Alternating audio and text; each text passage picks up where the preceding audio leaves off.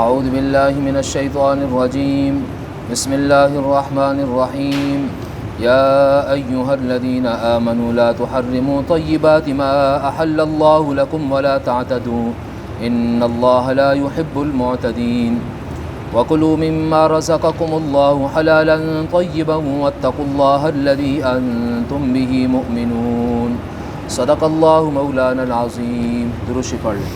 اللہم صلی اللہ علیہ وسلم۔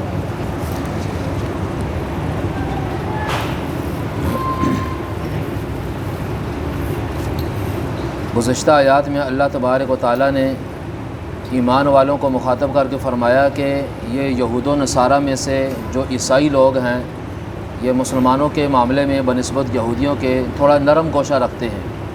اس کی وجہ یہ ہے کہ ذالک بأن منہم قسیسین، ان میں کچھ صاحب علم لوگ ہیں، ورہبانا، اور راہب درویش قسم کے لوگ ہیں، وانہم لا یستکبرون، اور وہ تکبر بھی نہیں کرتے۔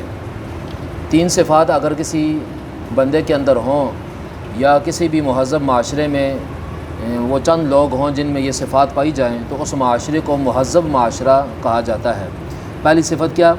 اس معاشرے میں علم والے لوگ موجود ہونے چاہیے، اور دوسرے نمبر پر سادہ مزاج لوگ، عاجزی انکساری اختیار کرنے والے اور تکبر سے دور۔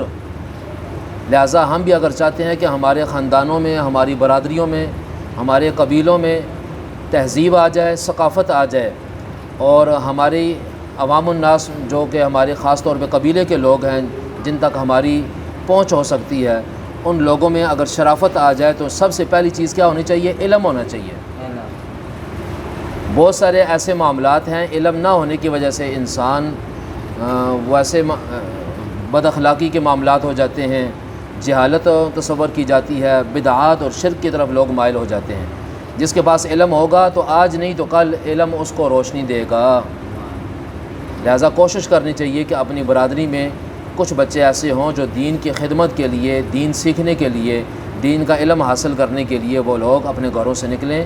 وہ خود سے نہیں نکلیں گے، جب بڑے ان کی حوصلہ افزائی کریں گے، ان کو دین کے لیے وقف کریں گے تو وہ وہاں سے نکلیں گے، ورنہ آگے جو دور آنے والا ہے یہ اس طرح جہالت کا دور تو نہیں کہہ سکتے، لیکن ایسا دور ہے کہ ہر بندہ اپنے طور پر بہت سارے مسائل کو اپنے طور پہ نکال کے اس کو یہ سمجھتا ہے کہ شاید میں ٹھیک معاملہ کر رہا ہوں۔ جب ہمارا بچہ عالم موجود ہوگا تو وہ صحیح اور برے کی تمیز اس کو پتہ ہوگی، صحیح بات ہم تک پہنچ سکے گی۔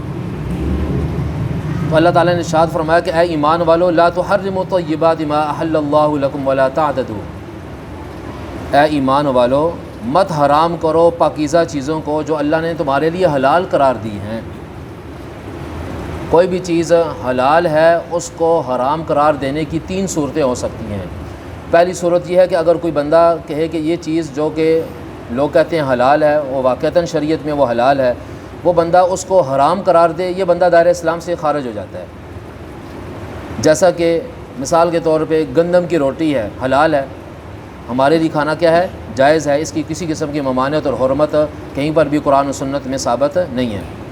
اگر کوئی بندہ کہے کہ یہ حرام ہے، وہ بندہ دائرہ اسلام سے خارج ہو جاتا ہے کہ صریح حلال چیز کو حرام قرار دے دیا اس نے۔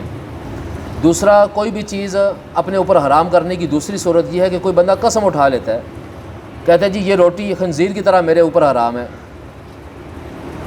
ایسا کرنا جائز نہیں ہے، ایسا بندہ دائرہ اسلام سے خارج تو نہیں ہوتا، لیکن ایسے بندے پر قسم پڑ جاتی ہے۔ ایسے بندے پر کیا پڑ جاتی ہے؟ قسم۔ اور اسی قسم کے کفارے کے حوالے سے جو تین صورتیں ہیں وہ اگلی آیت میں آ رہی ہیں، لا یؤاخذکم اللہ باللغو فی ایمانکم ولکن یؤاخذکم بما عقدتم الایمان فکفارتہ اطعام 10 مساکین من اوسط، وہ کل انشاءاللہ درس میں گزریں گی۔ تو کوئی بھی چیز اپنے اوپر حرام قرار دینے میں تین صورتیں ہیں۔ ایک تو صریح حلال کو حرام قرار دینا، یہ تو کفر ہے۔ دوسرا، قسم اٹھا لینا کہ یہ چیز میں نہیں کھاؤں گا، جیسا کہ بسا اوقات لوگ آپس میں جھگڑا کرتے ہیں، کہتے ہیں جی آئندہ یہ چیز میرے لیے خنزیر کی طرح حرام ہے۔ مثال کے طور پہ مرغی پہ جھگڑا ہوا، مرغیوں کو کہا آئندہ میرے لیے حرام ہے۔ مچھلی پہ جھگڑا ہوا یا جھگڑا نہ بھی ہوا بغیر کسی وجہ کے، اس نے کہا جی میرے اوپر خنزیر کی طرح حرام ہے، یا ویسے حرام کہہ دیا، تو یہ چیز اس پہ حرام تو نہیں ہوگی لیکن اس پر قسم پڑ جائے گی۔ اس پر کیا پڑ جائے گی؟ قسم۔ قسم جو پڑتی ہے بسا اوقات صریح الفاظ میں پڑتی ہے قسم کے الفاظ سے، اور بسا اوقات قسم کے لیول کے الفاظ اسی طرح کے جیسا کہ یہاں پر ہے۔ کہ حلال چیز کو حرام قرار اس نے دے دیا۔ یا ایک بندہ اللہ تعالیٰ سے وعدہ کرتا ہے کہ یا اللہ آئندہ یہ کام میں نہیں کرو، حلف جسے کہتے ہیں، تو جو بندہ حلف کے خلاف چلے گا اس پر بھی قسم پڑ جائے گی۔ تو یہاں پر اس قسم کا توڑنا ضروری ہے، اس قسم کا توڑنا کیا ہے؟ ضروری ہے۔ ظاہر ہے ایک حلال چیز ہے، وہ بندہ اپنے اوپر کیسے حرام کر سکتا ہے؟ تو اس کو چاہیے کہ اس قسم کو توڑے اور اس کا کفارہ ادا کرے۔ کفارے کی 3 صورتیں ہیں، تو یہاں پر یہ جو دوسری صورت بیان ہوئی ہے تو وہ یہی ہے کہ حلال چیزوں کو اپنے اوپر قسم ڈال کر اور کسی وجہ سے اپنے اوپر حرام قرار دے دیا، تو یہ چیز بھی جائز اور درست نہیں ہے۔ تیسری حلال چیز کو حرام قرار دینے کی صورت ایسی ہے جو لوگ کرتے ہیں کہ اللہ کا قرب حاصل کرنے کے لیے حلال چیز کو حرام قرار دے دیا۔ اللہ کا قرب حاصل کرنے کے لیے، اللہ کا قرب حاصل کرنے کی، اسے کہتے ہیں رہبانیت۔ اسے کیا کہتے ہیں؟ رہبانیت۔ لا رہبانیت فی الاسلام، اسلام میں رہبانیت جائز نہیں ہے۔ یہ جو پیچھے ہے نا ورہبانن، اس میں سادہ کھانے والے، سادہ پینے والے، سادہ رہن سہن والے، رہبانیت اختیار کرنے والے، اور اسلام میں نہیں ہے، پہلے تھا، اسلام میں نہیں ہے۔ تو خاص طور پر رسول اللہ صلی اللہ علیہ وسلم نے رہبانیت سے منع فرمایا ہے کہ بندہ بالکل کنارہ کشی اختیار کر لے، نکاح کرے ہی نہ۔ جیسا کہ بعض بچے اور بچیاں یہ کہہ دیتے ہیں کہ ہم نکاح نہیں کرتے۔ جی بھائی نکاح کیوں نہیں کرتے؟ رسول اللہ صلی اللہ علیہ وسلم کے پاس صحابہ آئے، انہوں نے کہا یا رسول اللہ ہم نکاح نہیں کرنا چاہتے کہ یکسوئی کے ساتھ اللہ کی عبادت کریں، ہم اپنے آپ کو اس معاملے میں اس طرح کرنا چاہتے ہیں کہ نکاح کے قابل ہی نہ رہیں۔ آپ صلی اللہ علیہ وسلم نے فرمایا النکاح من سنتی، وقال علیہ الصلاۃ والسلام فمن رغب عن سنتی فلیس منی، نکاح میری سنت ہے، جو میری سنت سے منہ موڑے گا، اعراض کرے گا، روح گردانی کرے گا، وہ ہم میں سے نہیں ہے، اس کا میرا کوئی تعلق نہیں ہے۔ آج اگر گھر کا سربراہ اپنے کسی بچے کو کہہ دے کہ بھائی میں اس کو آگ کرتا ہوں، اگرچہ آگ کا شریعت میں کوئی خاص وہ ہے نہیں ہے، شریعت اس کو سپورٹ نہیں کرتی، کوئی بندہ اپنے بچے کو آگ کر دے، اخبار میں دیتے ہیں نا، لیکن فکر تو ہوتی ہے کہ میرے والد نے مجھے گھر سے نکال دیا اور کہا کہ تو ہم میں سے یہ نکل جا، میرا تیرا کوئی تعلق نہیں ہے۔ تو رسول اللہ صلی اللہ علیہ وسلم اس بندے کے متعلق فرما رہے ہیں جو بندہ کہتا ہے کہ میں نکاح نہیں کرتا، یا تو ویسے ہی کہتا ہے کہ بھائی نہیں کرتا کسی ضد کی وجہ سے، جیسے کہ پیچھے گزرا ہے کہ اپنے اوپر حلال چیز کو حرام قرار دینے کی یہ دوسری صورت ہے، یا پھر اللہ کا قرب حاصل کرنے کے لیے، جس طرح کہ ہمارے پاکستان کی کچھ علاقوں کے اندر کہتے ہیں کہ جی بچی کی قرآن سے شادی کر دی، کہتے ہیں نا یہ ناجائز ہے، یہ غلط ہے، یہ حرام کام ہے۔ ایسا کیسے ہو سکتا ہے کہ ایک چیز بندہ جو کہ اسلام میں کسی طور پر بھی اس کا ثبوت نہیں ہے، وہ ہم کہیں کہ جی بچی کی قرآن سے کیسے شادی ہو سکتی ہے، چاہے وہ بچی خود ہی آمادہ ہی کیوں نہ ہو، لیکن یہ بات درست نہیں ہے۔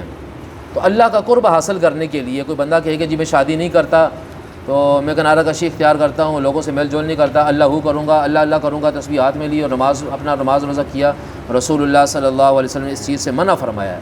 آپ صلی اللہ علیہ وسلم نے شادیاں کی ہیں، آپ صلی اللہ علیہ وسلم نے کاروبار تجارت بھی کیا ہے، آپ صلی اللہ علیہ وسلم نے غمی خوشی کی ہے، آپ صلی اللہ علیہ وسلم نے خرید و فروخت کی ہے، آپ صلی اللہ علیہ وسلم نے ادھار دیا ہے، ادھار لیا ہے، اور بہت سارے معاملات کی ہے جو عوام الناس میں جو عام طور پہ ہم کرتے ہیں، اور سارے لوگ اس بات کے ضرورت مند ہوتے ہیں، ان چیزوں کے اسباب کے محتاج ہوتے ہیں، وہ سارے کام رسول اللہ صلی اللہ علیہ وسلم نے کیے۔ تو ہم نبی پاک صلی اللہ علیہ وسلم سے زیادہ متقی پرہیزگار بننے کی کوشش کر رہے ہیں، لہٰذا کوئی بھی چیز حلال ہے وہ اپنے اوپر صراحتاً حرام نہیں کر سکتے۔ اگر کسی نے کہا کہ یہ چیز جو حلال ہے یہ حرام ہے میرے اوپر، اور عقیدہ بنا کے اس نے کیا، تو وہ دائرہ اسلام سے خارج ہو جاتا ہے۔ اگر اس نے قسم کے طور پہ کہا کہ نہیں جی آئندہ میرے اوپر خنزیر کی طرح حرام ہے، یہ بھی ناجائز ہے، یہ بھی اس نے حرام کام کیا، اگرچہ یہ دائرہ اسلام سے خارج نہیں ہوگا۔ اور تیسری چیز اللہ کا قرب حاصل کرنے کے لیے کسی حلال چیز کو حرام قرار دے، یہ چیز بھی کسی طور پہ درست نہیں ہے۔ رسول اللہ صلی اللہ علیہ وسلم نے ایک موقع پر شہد کے بارے میں فرمایا کہ آئندہ میں شہد نہیں کھاؤں گا۔ سورہ تحریم میں آ گئی یا ایھا النبی لم تحرم ما احل اللہ لک تبتغی مرضات ازواجک، پھر آگے حل بھی فرمایا قد فرض اللہ لکم تحلۃ ایمانکم، کہ آپ پر لازم ہے کہ آپ اس کا کفارہ ادا کریں۔ اس سے بھی یہ بات ثابت ہوئی اگر کوئی بندہ ایک حلال چیز کو اپنے اوپر حرام قرار دے، یہاں پر بھی ثابت ہوتا ہے، اور آگے سورہ تحریم میں بھی ثابت ہوتا ہے، کوئی بندہ حلال چیز کو اپنے اوپر غصے کی وجہ سے یا کسی وجہ سے بھی حرام قرار دے، اس پر قسم آ جاتی ہے۔ تو یہ بات پتہ چل گئی کہ اللہ تبارک و تعالیٰ نے جو چیزیں ہمارے لیے کھانے پینے کے اعتبار سے اور پہننے کے اعتبار سے، استعمال کے اعتبار سے، جتنی بھی چیزیں اللہ نے پیدا کی ہیں، یہ ان کو استعمال کرنا چاہیے۔ بلکہ رسول اللہ صلی اللہ علیہ وسلم نے فرمایا کہ اگر تمہارے پاس دولت ہے تو تمہارے جسم پہ نظر آنی چاہیے، تمہارے جسم پہ فقیرانہ زندگی نہیں گزارنی چاہیے، ایسا کہ دولت ہونے کے باوجود کہیں ایسا نہ ہو کہ ہماری خستہ حالت کو دیکھ کر لوگ زکوٰۃ کے پیسے پکڑا کے چلے جائیں۔ ایسا بھی ہوتا ہے نا بسا اوقات، لوگ کہتے ہیں یار یہ بندہ بڑا غریب ہے، اور آج کل کے دور میں تو بعض لوگ اپنا حلیہ اسی وجہ سے ایسا بنا کے رکھتے ہیں لوگ ہمیں زکوٰۃ دیں، اور ان کے پاس اچھا بھلا سرمایہ دار لوگ ہوتے ہیں، اچھا بھلا ان کے پاس پیسہ ہوتا ہے، اس کے باوجود وہ بہروپیے ہوتے ہیں اور اپنا حلیہ انہوں نے ایسا بنایا ہوتا ہے غریبوں کی طرح۔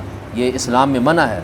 اگر اللہ تعالیٰ نے دیا ہوا ہے اس کو زیب تن کرنا چاہیے، اچھے کپڑے، اچھا لباس پہننا، اچھی سواری اختیار کرنا یہ کوئی برا نہیں ہے۔ آپ صلی اللہ علیہ وسلم نے اچھی سے اچھی سواری بھی اختیار کی ہے، آپ صلی اللہ علیہ وسلم نے اچھے سے اچھا لباس بھی پہنا ہے، لیکن آپ صلی اللہ علیہ وسلم نے اس کو لمبی مدت کے لیے استعمال نہیں کیا۔ پہن کر اور سواری استعمال کر کے یہ بتا دیا کہ اے میرے امتیوں یہ جائز ہے، حرام نہیں ہے۔ بعض لوگ کہتے ہیں نا کہ دیکھو نا جی علماء ہمیں سادگی کا درس دیتے ہیں اور خود دیکھو پراڈو پہ گھوم رہے ہیں۔ بھئی اگر وہ پراڈو حلال کی ہے تمہیں کیا تکلیف ہے؟ اچھے سے اچھا اگر وہ جوڑا پہن رہے ہیں، دیکھیں نا حضور صلی اللہ علیہ وسلم سادگی کی تعلیم دیتے تھے، آپ صلی اللہ علیہ وسلم نے اچھے سے اچھا لاکھوں روپے کا لباس پہنا ہے، لاکھوں روپے کا۔ اس لیے بجائے اس کے کہ ہم دوسروں کے بارے میں باتیں کریں، زیادہ تر جو لوگ باتیں کرنے والے ہوتے ہیں وہ بیچارے خود وہ اس پر عمل پیرا نہیں ہوتے۔ جو لوگ عمل کرنے والے لوگ ہوتے ہیں ان کو فرصت نہیں ملتی دوسروں کی طرف اس معاملے میں نکتہ چینی کریں۔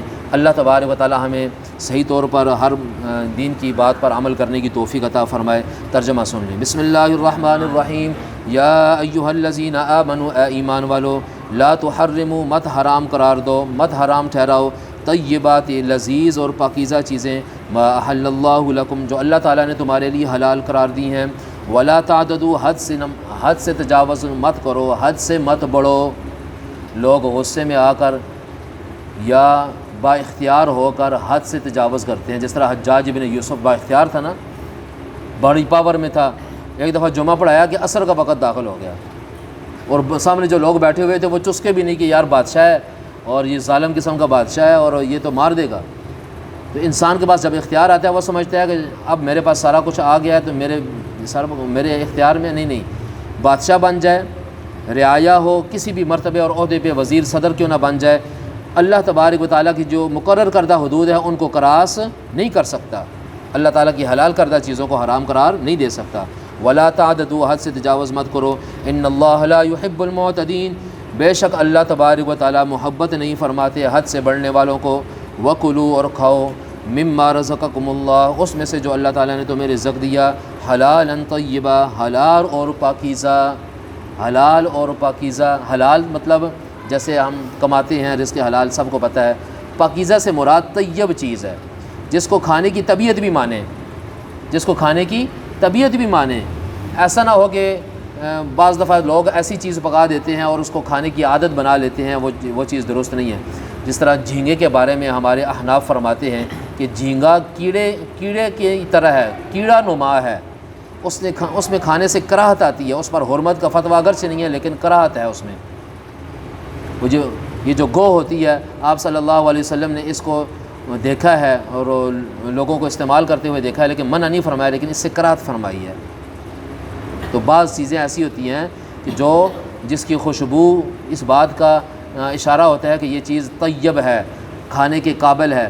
بعض چیزیں ایسی ہوتی ہیں جو بدبودار ہوتی ہیں، جیسا کہ مولی ہے، پیاز ہے، وہ کھا کر بندہ مسجد میں آ جائے یا مسجد میں نہ بھی آئے، کسی محفل میں بیٹھے اور اس کو ڈکار آ جائے، کتنا بدبودار ڈکار ہوتا ہے، یہ طیب کے خلاف ہے، یہ طیب کے خلاف ہے۔ لہٰذا آپ اگر کھانا کھاتے ہیں، سمجھتے ہیں کہ آج میں نے مولی کھانی ہے یا پیاز کھانا ہے، چاہے حکمت کے طور پر آپ کو ضرورت ہے، ہمیں ضرورت پڑ گئی ہے، تو ایسا کریں کہ زور سے پہلے کھانا نہ کھائیں، زور کی نماز پڑھ لیں، زور اور عصر کے درمیان اچھا خاصا وقت ہوتا ہے، زور کے فوراً بعد کھانا کھا لیں۔ یا اگر آپ سمجھتے ہیں نہیں یہ جو چیز ہے مجھے دیر سے ہضم ہوتی ہے اور عصر کے وقت بھی یہ سلسلہ ہوگا، یا کہیں کھانی پڑ گئی یا غلطی سے کھا لی، اس کو چاہیے اگر وہ اس کو بار بار ڈکار آتے ہیں وہ مسجد میں نہ جائے، گھر میں اکیلے نماز پڑھ لیں۔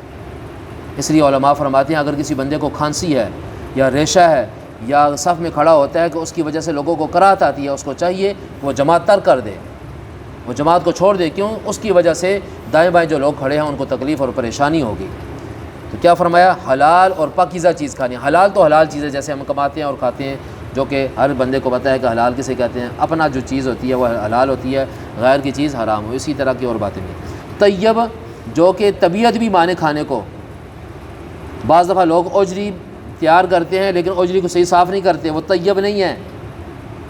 اوجری حلال تو ہے کھانے میں، اس پر فتویٰ تو ہے، لیکن ایسے نہیں ہے، جب صحیح صاف کی ہوگی تب۔